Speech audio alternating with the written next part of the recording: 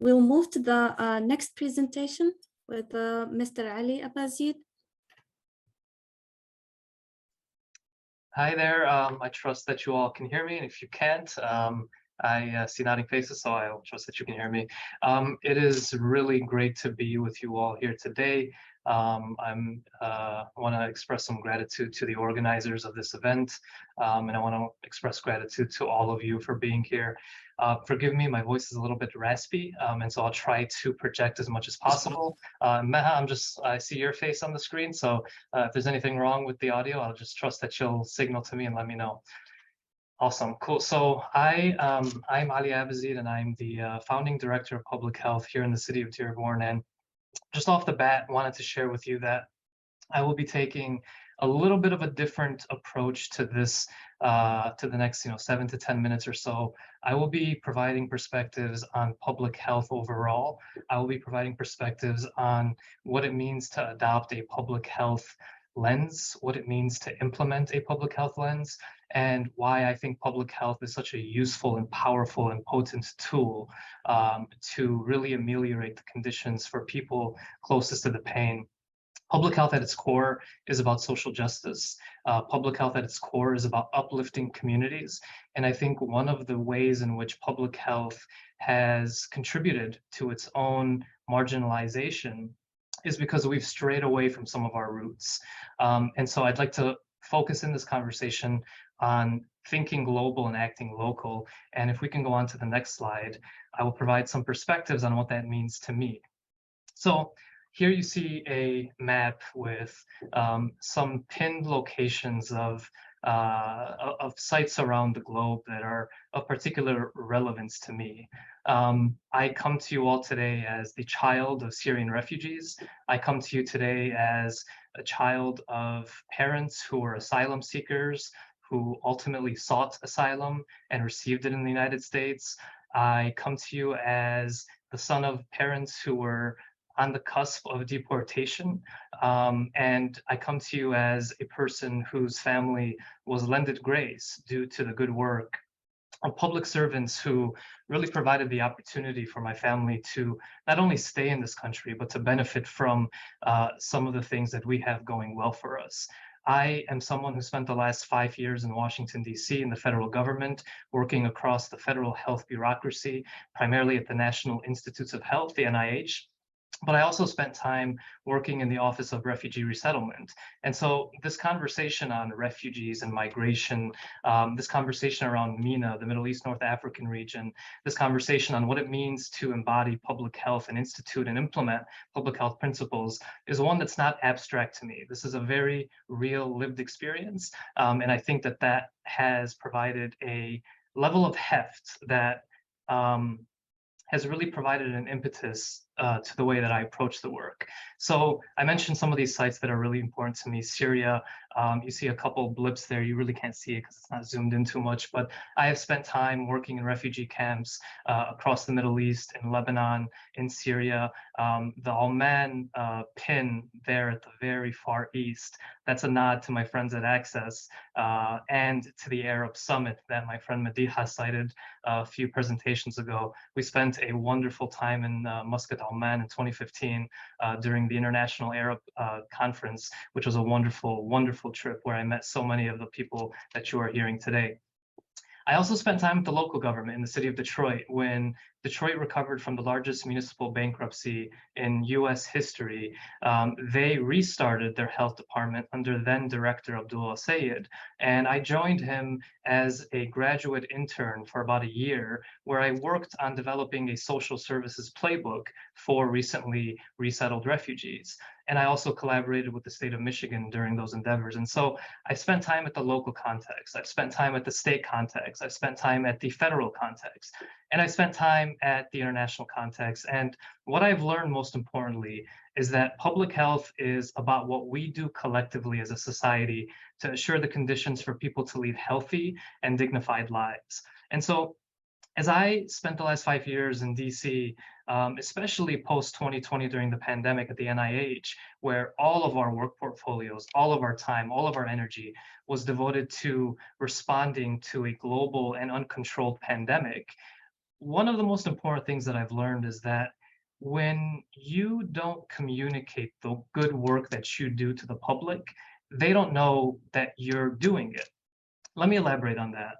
Public health is often a victim of its own success. When public health works well, people often don't know that there are forces at play that are making that happen, whether that's clean water coming through your tap, whether that's fresh air that you're breathing, whether that's a built environment that is conducive to optimal health outcomes, whether that's green spaces, whether that's a grocery shop that's within walking distance.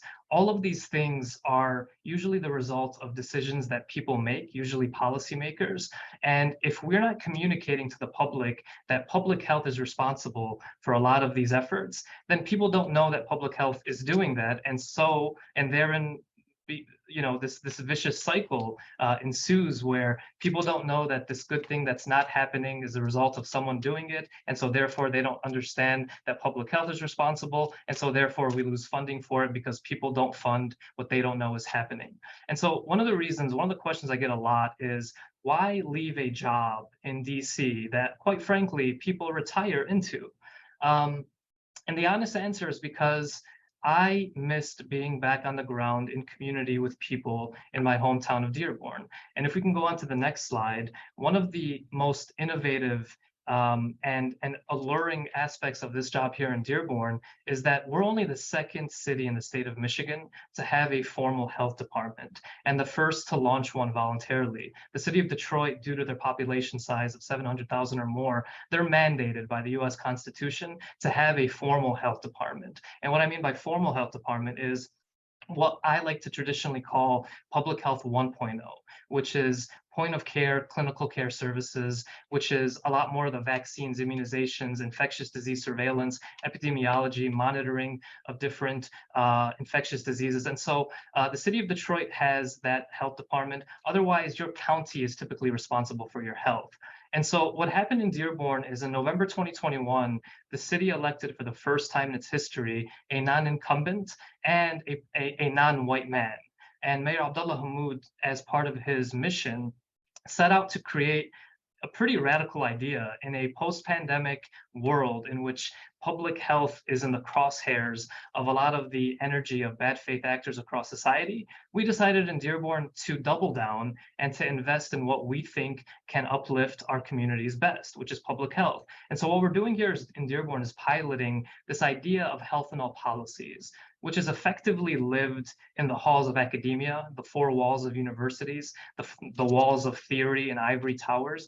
It really hasn't been implemented across the country. When it has, it's usually been in the form of a chief public health officer in select cities across the country.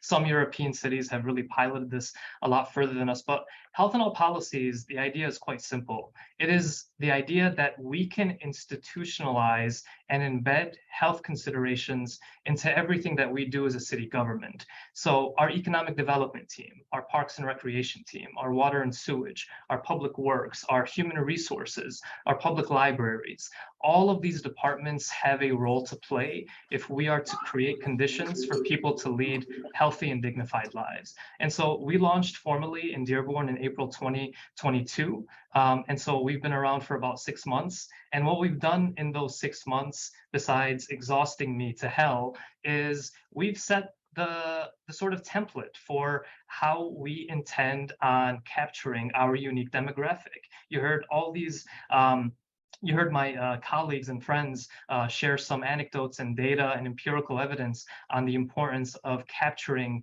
relevant data for Arab Americans. I don't need to tell you all that Dearborn has the highest concentration of Arab Americans in North America. And I don't need to tell you what Florence and Madiha shared so eloquently, is that I was on the other side of the funding machine, the federal funding operation.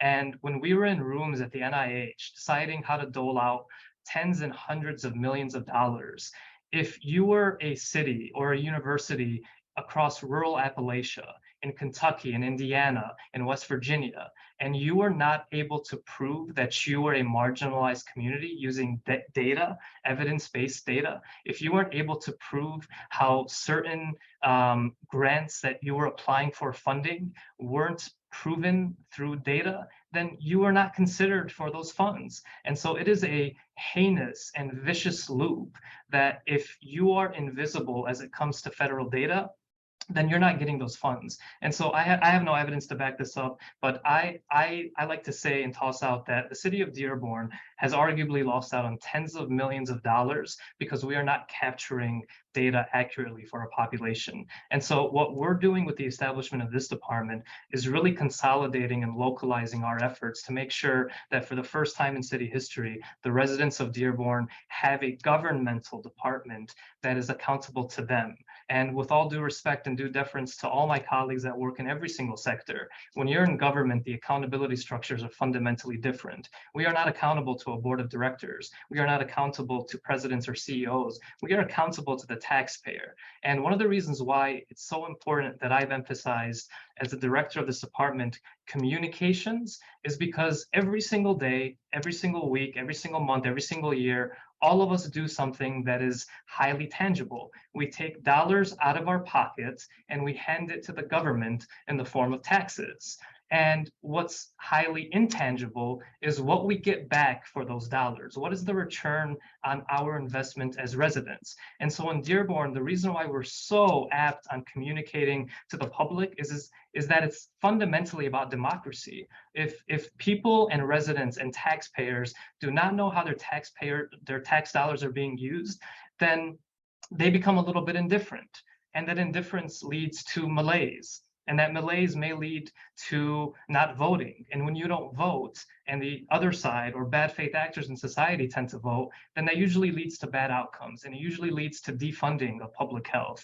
I don't need to tell you all, I'm in a crowd that understands this very well. The reason why the United States had arguably the worst response to a global pandemic, not just among so-called developed nations, by the way, it's because we've gutted and ripped our public health infrastructure over the last 4 decades, but especially over the last decade. And this crosses parties. Both Democrats and Republicans have been culpable in defunding public health. And so what you see here in front of you is this idea of health in all policies. We're really taking it to the 2.0, 3.0 model, which is making sure that we're embedding these considerations into everything that we do as a city government. And if we can go to the next slide, you'll see some of the results of 6 months of work. These are just headlines for some of the work that we piloted here in Dearborn. I make no qualms about it. Environmental health is our top priority. Environmental justice is a core part of our strategy.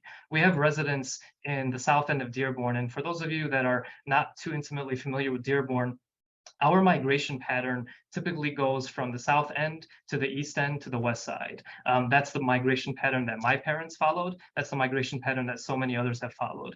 And one unique factor in the south and east side of Dearborn is that those residents are in closer proximity to corporate factory stacks. And what we know about being in closer proximity to industry is that your health outcomes are vastly different. The south end of Dearborn and southwest Detroit are the asthma epiburden in the state of Michigan. The asthma rates there are 5 times as high as they are across the rest of the state of Michigan.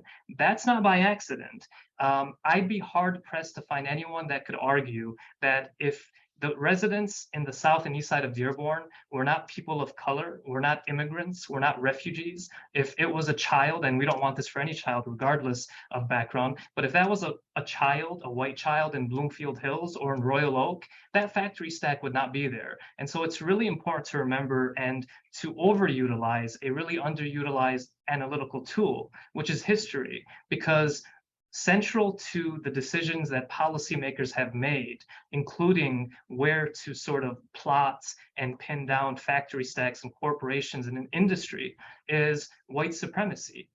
And so one of the reasons why I'm so passionate about public health, and hopefully for those of you who are thinking about careers in public health, those of you who are seasoned professionals in public health, I hope that if there's one message to take away from this talk here today, it's that public health is arguably the most powerful tool to uproot the orchard of white supremacy that persists in this country.